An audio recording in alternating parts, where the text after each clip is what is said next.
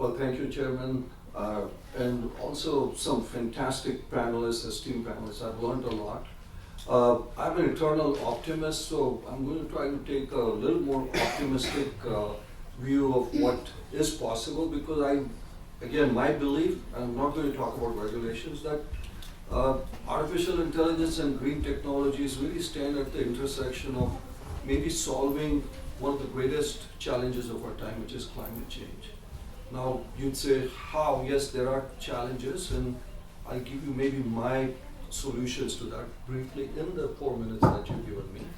And so I think the first challenge is to really define what is artificial intelligence's role with green technologies. We know they accelerate it, they make it more effective, and we also know that Pilar talked about how much energy artificial intelligence takes, but green technologies is the solution for that. So we need to define that.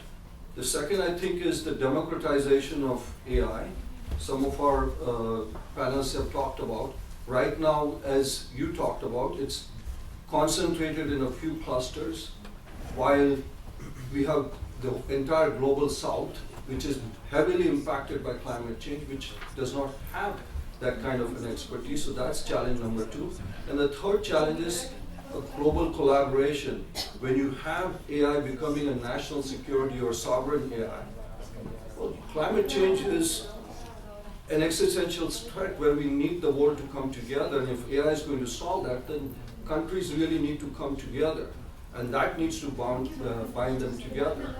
So a few solutions could be that we set up an AI green technology consortium that is really focused on knowledge sharing, and it is focused on open sourcing of AI technologies, which really helps the developing countries in terms of knowledge sharing.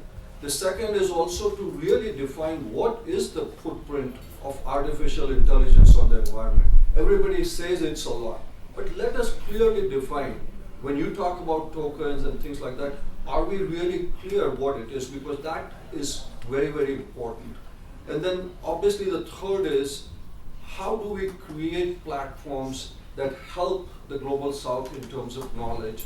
Let us create some regional centers of expertise. Let us do some knowledge sharing that brings those countries together, because when we start looking at the Pacific and other regions, look at how they are impacted, and start talking to them about AI, and they'll say, hey, we've got bigger problems. So I think it is really in our interest to make sure that we take this amazing technology that can solve climate change, but bring the rest of the world together. So those are some suggestions, and I hope that Club de Madrid can follow up. We have some amazing people here, so those are my thoughts. Thank you.